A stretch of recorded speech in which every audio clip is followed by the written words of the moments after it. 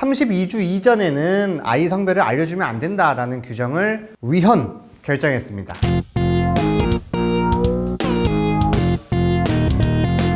안녕하세요, 버블로입니다. 이번 시간에는 굉장히 기쁜 소식으로 찾아왔습니다. 우리 신혼부부들 그리고 아이를 갖고 싶어하는 부부들 제일 궁금한 게 뭡니까? 우리 뱃속에 있는 아이가 과연 아들인지 딸인지 복숭아인지 청량인지 제일 궁금하잖아요. 과거랑 달리 이제부터는 바로 알 수 있어요. 2024년 2월 8일입니다. 헌법재판소에서는 기존에 있었던 규정 32주 이전에는 아이 성별을 알려주면 안 된다라는 규정을 위헌 결정했습니다. 그래서 이 법조항은 2월 8일 그 즉시 효력이 없어졌어요. 이제부터는 아이의 성별을 알 수 있는 바로 그때부터 우리 아기가 과연 아들인지 딸인지 물어보고 알 수 있습니다. 헌법재판소에서 이 조항을 위헌 결정한 이유는 이제는 남아 선호 사상이 없어졌다. 이제 아들을 선호하는 사상이 이제 없어졌다고 볼 수 있다. 그리고 이 조항 자체가 거의 쓰이지 않아서 사실상 의미 없는 규정이 되었다. 남자아이와 여자아이의 인구 비율이 자연적으로 구성되는 비율로 맞춰졌다. 아이의 생명을 보호할 수 있는 방법은 아들인지 딸인지 알면서 생기는 게 아니라 낙태 때문에 생기는 거다. 그래서 이것과는 상관이 없다. 그리고 이 조항 때문에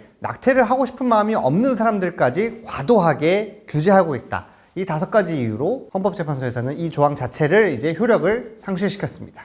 기존에 이 조항이 있을 때는 정확히 말하면은 의료법 제20조 2항이에요.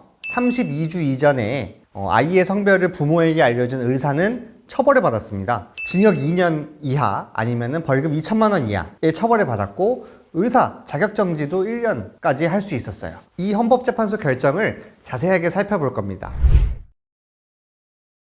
우리는 굉장히 오랜 기간 동안 이 조항을 갖고 살고 있었습니다. 우리 다 일반적으로 알고 있잖아요. 병원 가면은 아이의 성별을 잘 알려주지 않는다. 그래서 뭐 의사한테 우리 아이가 과연 아들인가요 딸인가요 물어봐도 의사가 아들인지 딸인지 말은 안 해주고 파란색 장난감을 준비하셔야겠네요. 분홍색 옷을 사야겠네요. 이렇게 애둘러서 알려주는 게 일상이었습니다. 그렇다면 이 조항이 왜 날아갔느냐? 헌법재판소에서는 뱃속에 있는 아이의 성별을 알고 싶어하는 그 부모의 마음을 권리로 봤습니다. 헌법 제10조에서는 이렇게 규정하고 있어요. 모든 국민은 인간으로서의 존엄과 가치를 가지며 행복을 추구할 권리를 가진다. 그래서 이 행복 추구권 안에 우리 아기 성별을 알고 싶어하는 그 부모의 마음이 포함된다고 해석을 했습니다. 정확히는 부모의 태아 성별 접근권이라고 규정을 하면서 이것이 헌법 제10조에서 규정하는 행복 추구권에 들어간다 라고 명확하게 얘기해 줬습니다. 이게 왜 그럼 여기 들어가느냐? 이 아이는 그냥 아이가 아니잖아요. 나중에 우리의 가족이 될 아이예요. 그래서 이 장래의 가족 구성원이 될 태아의 성별은 이 부모한테는 너무나 중요한 거다. 알고 싶은 건 당연한 거다. 그러면서 본능적이고 자연스러운 욕구라고 명확하게 판단을 내려줬습니다. 그리고 부모는 자신들의 아기에 대해서 모든 정보를 알아야 되는 권리가 있다라고 판단해 줬습니다.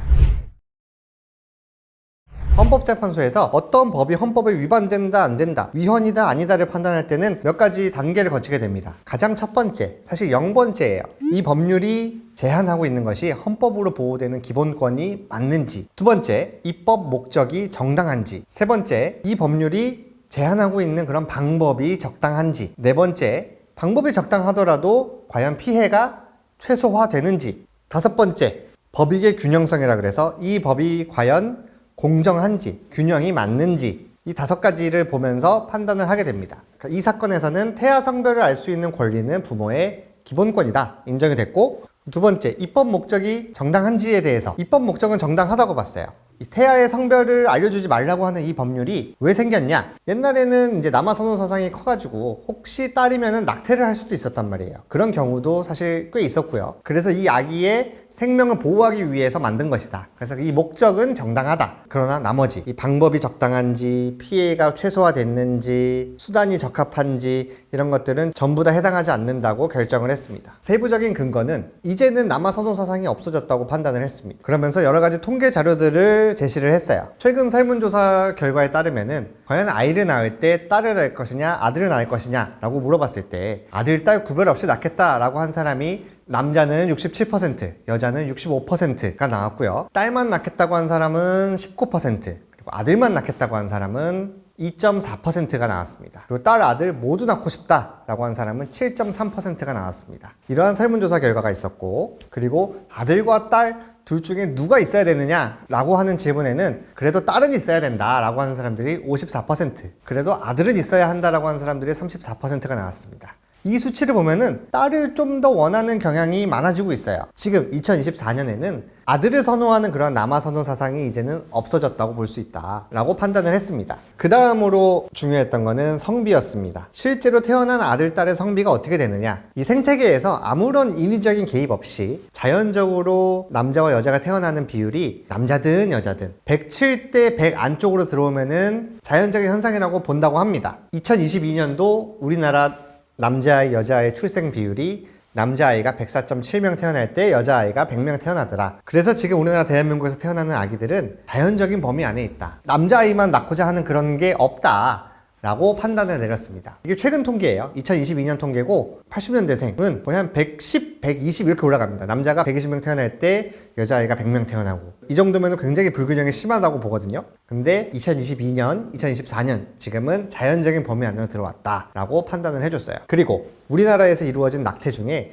이 성별 때문에 한 낙태는 1.2% 밖에 되지 않았어요. 그리고 그 1.2% 안에는 딸이라서 낙태한 것뿐 아니라 아들이라서 낙태한 것도 포함을 해서 1.2%가 나왔다. 매우 적은 수치다 라고 하고 있습니다. 그리고 의료법 제20조 2항 32주 이전에 아이의 성별을 부모에게 알려준 의료인은 처벌한다 라는 규정으로 처벌을 받거나 아니면 기소가 되거나 한 사례가 지난 10년간 단 한 건도 없었습니다. 그래서 이 조항 자체가 지금은 적용되지 않고 의미가 없다, 사문화됐다 라고 판단했습니다. 태아의 생명은 물론 중요하죠. 우리나라가 가뜩이나 출산율도 낮은데 아기 하나하나의 생명이 너무 중요해요. 중요하지만 이러한 중요성을 낙태를 금지하는 것을 넘어서 성별을 알려주는 것까지 금지할 필요가 있느냐, 방법이 과연 적당하냐라는 지점에서 헌법재판소는 아니라고 판단을 했습니다. 그래서 이 조항은 단순위원 6명, 헌법 불합치 3명, 9명의 헌법재판관 모두가 위헌이라고 판단을 했습니다. 그 결과 2024년 2월 8일 조항이 헌법에 위반된다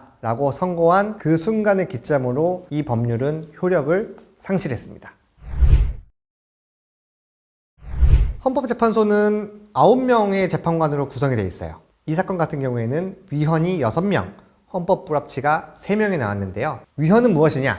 이 법률 조항이 헌법에 너무 위반돼서 도저히 유지할 수가 없다. 이거는 바로 즉시 날려야 된다. 이게 위헌이에요. 헌법 불합치는 무엇이냐? 헌법에는 좀 맞지 않는 것 같아. 좀 기본권을 침해하고 있는 것 같아. 근데 이걸 너무 바로 날려버리면은 이 사회가 조금 혼란해질 수가 있어. 그래서 국회가 요런 부분만 좀 개정하면 좋을 것 같아 라고 하는 게 헌법 불합치예요. 그래서 6대 3이 나왔잖아요. 이 법률 재판, 헌법 재판은 6명의 의견이 있어야지 통과가 됩니다. 3분의 2가 위헌이라고 해야 법률이 날아가요. 민주주의는 다수결, 과반수가 넘으면 날아가야 되는 거 아닌가 라고 할 수 있는데, 법을 재판하는 거란 말이에요. 이 법조항이 헌법에 맞느냐 틀리냐, 쉽게 얘기하면은 국회, 너네가 법을 잘못 만들었어 라고 하는 거란 말이에요. 근데 국회도 국민들이 뽑은 사람이란 말이에요. 국민들이 뽑은 사람들이 법을 만들었어. 근데 이 법이 잘못 만들었대. 이거를 쉽게 할 수가 없는 거예요. 그래서 3분의 2 이상 6명이 잘못했다고 해야 법이 없어지게 만들어놨습니다. 과반수보다는 좀 더 많은 표수가 필요하죠. 이런 경우도 있을 수 있을 것 같아요. 어떤 법률이 있어요. 그런데 5명이 헌법에 위반된다. 이건 바로 날려야 된다 라고 했고, 3명이 헌법 불합치. 이거는 조금 고치기만 하면 될 것 같아. 그리고 1명이 이거는 헌법에 위반되지 않아. 유지해야 돼. 라고 하면은 5대 3대 1이잖아요. 이거 6명이 안 되는데 어떻게 하지? 이 경우에는 어쨌든 5명 위헌, 3명 헌법 불합치, 8명이나 헌법에 그래도 맞지 않는다 라고 판단을 했기 때문에 이 중에서 6번째 의견을 채택하게 됩니다. 그러면 5명의 6번째 하면은 뭐예요? 헌법 불합치죠. 그래서 3명만 낸 의견이지만 이 의견이 최종 의견으로 채택이 됩니다. 딱 이 경우가 뭐였냐면은 바로 이 조항, 지금 2024년 2월 8일에 위헌으로 날아간 이 사건 전에 2008년 7월 31일에는 어떻게 됐냐면은 5명이 위헌, 3명이 헌법 불합치, 그리고 1명이 합헌 의견을 냈어요. 그래서 헌법 불합치가 됐습니다. 그렇기 때문에 32주부터는 성별을 알 수 있게 된 거예요. 2008년 7월 31일 이전에는 무조건 알 수 없었습니다. 아이가 태어날 때까지. 진짜 얼마 안 됐죠. 2008년이면 14년 전까지만 해도 우리 아기의 성별은 드라마에서 보듯이 애기 나올 때는 알 수 있었어요. 물론 기술이 발달했었기 때문에 돌려서 얘기를 해주기는 했죠. 뭐 장난감 색깔이라든지 옷 색깔이라든지 얘기를 하면서. 하지만 공식적으로 알 수 있는 거는 아이가 나오고 난 다음에 알 수 있었습니다. 오늘은 이제 우리가 이 뱃속의 아기의 대해서 아들인지 딸인지 이제 바로 알 수 있게 됐다 이야기를 나눠봤습니다. 컨텐츠가 좋았다면 구독과 좋아요 눌러주세요.